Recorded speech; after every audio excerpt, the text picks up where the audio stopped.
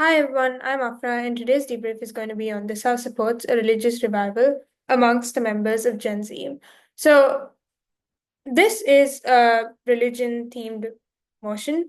However, I think this is different to most religious debates because it is far more specific in that it is speaking of a specific stakeholder of Gen Z, and it is also about religious revival. And there is no info slide regarding what this revival looks like or what this is to begin with. So I think this is a far more tricky motion than regular religion debates because the clashes are somewhat clear. So, how I'm going to structure this debrief is first going to discuss how to ideally frame the debate and what frame and model that you can run, and then move on to argument ideas and briefly discuss like clashes. So, first, in terms of framing, what this religious revival will look like.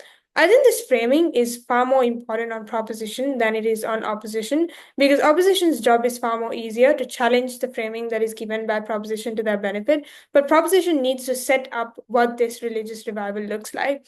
And when you're setting up debates like this, I think the best thing to do is first just talk about what you want to defend and what your stance is in this debate. So you believe that religious revival is going to look like XYZ things.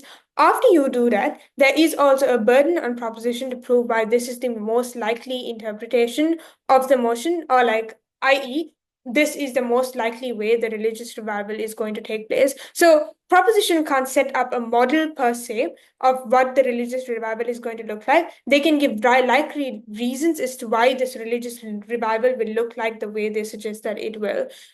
So given that, the way I think you need to build this model on proposition is identify the keywords in the motion. So there is religious revival, but there's also like Gen Z, which is the particular stakeholder. So every time you try to pick out characteristics of what religious revival looks like, it is also in the burden of proposition to prove why it is linked to the Gen Z as well, and why it will and like identify specific characteristics of Gen Z that will prove why the religious revival will happen in the specific way that you suggest. So how can you set up this debate? So on proposition, I think an example of a model that you can run. I think that this is a debate where like every room is going to have a separate version of the debate based on what the proposition suggests. But I think what I would run if I was on proposition is just say religious revival is going to look like liberalization of the religion towards the better, i.e., that the Gen Z right now feels distant from the religion because it doesn't relate to their values,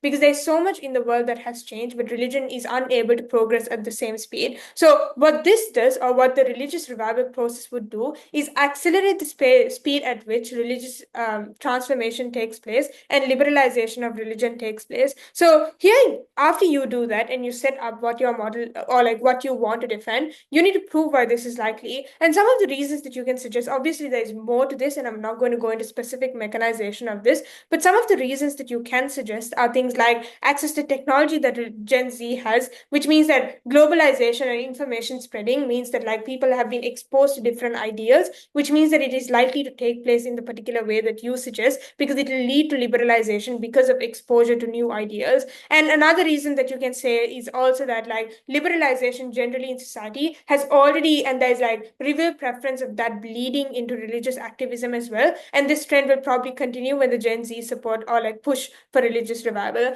After you set up the model, like whatever version that you want to set up, and you give likely reasons as to why that is true, it is also important to prove it is also important to establish in the strongest way, because I think the biggest clash that is going to come from opposition, or an opposition could have a clash on what the religious revival is going to look like to begin with, because the opposition's framing or like what will benefit them is probably like proving why religious revival will happen in the worst ways or worst forms, and prove why status quo or like the progress that is happening slowly is good enough than like the fast religious revival that is going to take place in proposition, which is going to be temporary and but also reverse all of the progress that has already been made in status quo because of the backlash that comes from this.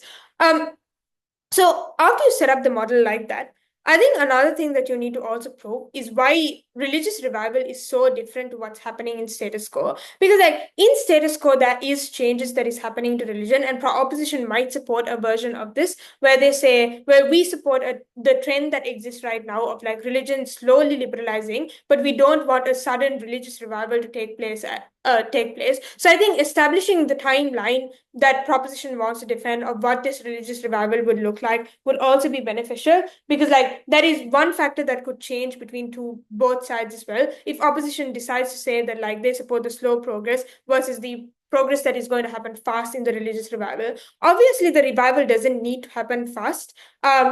It's based on what proposition needs to defend. They can say it happens slowly over a period of like probably like 10 to 15 years, or they can say that this happens fast, which means that their benefits would materialize faster. This is a decision that you probably want to make in the prep room of what strategy you want to take in the debate, but that is something that you need to consider in the debate, because opposition can always push for whatever version of the model that they want to push for. So if on opposition, you want to run a model of like where you support some version of status quo, where like there is liberalization for all of the reasons that propositions suggest, religions are going to progress, but not progress to the point at which it reverses everything that has existed in the doctrine, or like all of these things that have existed, or like cultural practices that have existed in the past. So they can also support a version of this, which is why propositions model needs to be set up in the best way possible. And opposition can also prove or like identify what stance they want to defend, and then prove why that is the most likely counterfactual. The reason why like you can't have a perfect model in this debate, or like I can't suggest a perfect model, is probably because like there are different versions of the model that you can run.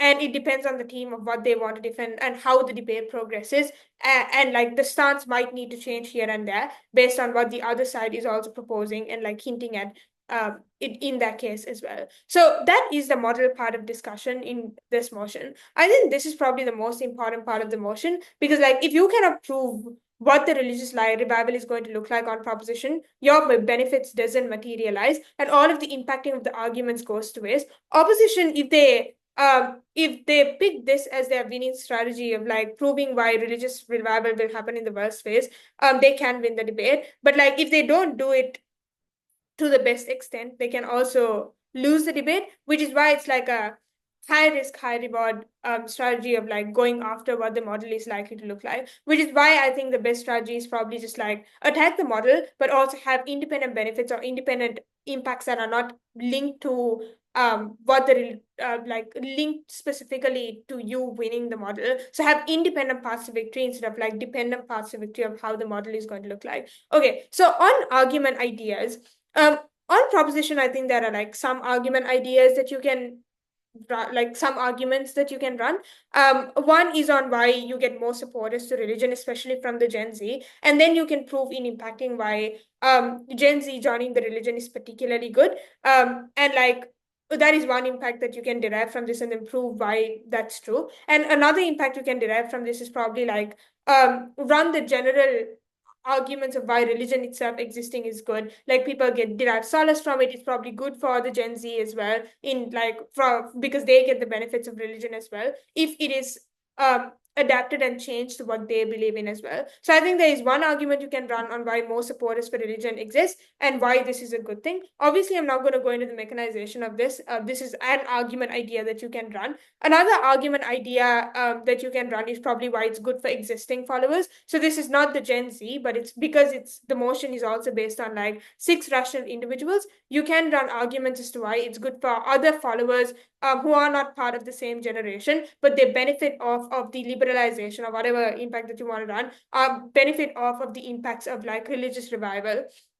And then you can also run a piece of argumentation of why the Gen Z is uniquely able to bring this change, and the other generations just cannot do the same thing that the Gen Z can. And then you can run like specific characteristics of what's true of Gen Z, that they have the capability to bring this change, and why it is unique to this generation being able to bring this change.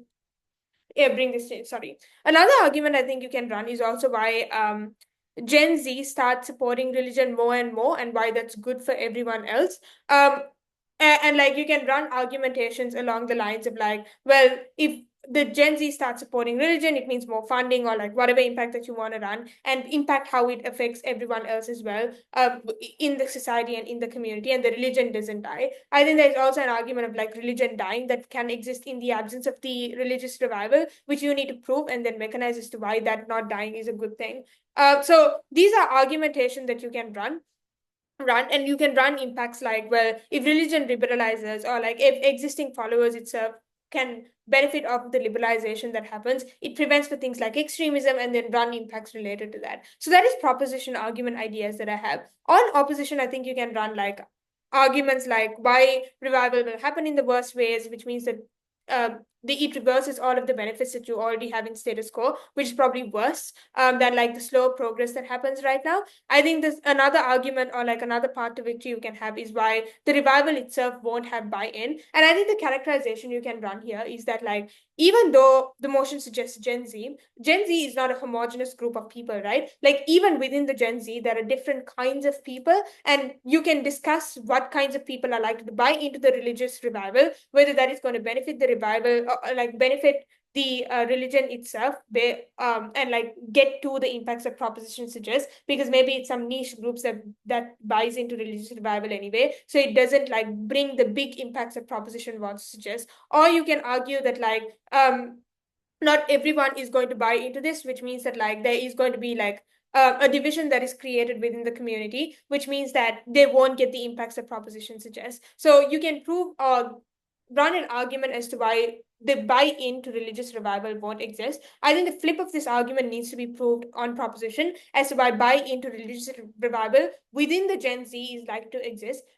Like the best version of this probably will I would suggest needs to go in setup before the argument, but you can run it within the argument as well. So one, you can prove why religious revival happens in the worst ways on opposition. And second, you can prove why it won't have buy-in, even if it happens in the best way. And maybe another argument that you can run is like why the counterfactual of slow progress is better, and like prove why on your comparative you can get the benefits that proposition wants to achieve in a much better and like faster way. So these are argument ideas that you can run on opposition, or on opposition as well. The reason I can't go into mechanization of these specific ideas is that like maybe there are like more arguments that you can run, but also because like the version of the argument that you run will heavily depend on the kind of model that you run as well. So I think these are the argument ideas that I can think of for proposition and opposition. So that's about it, I think, for the debrief. So I think this motion specifically is heavily dependent on like characterization and framing and model, more than argumentation. If you can win that clash, I suppose you can like broadly claim most of the benefit. I think that's where the biggest clash would happen. But yeah, thank you so much.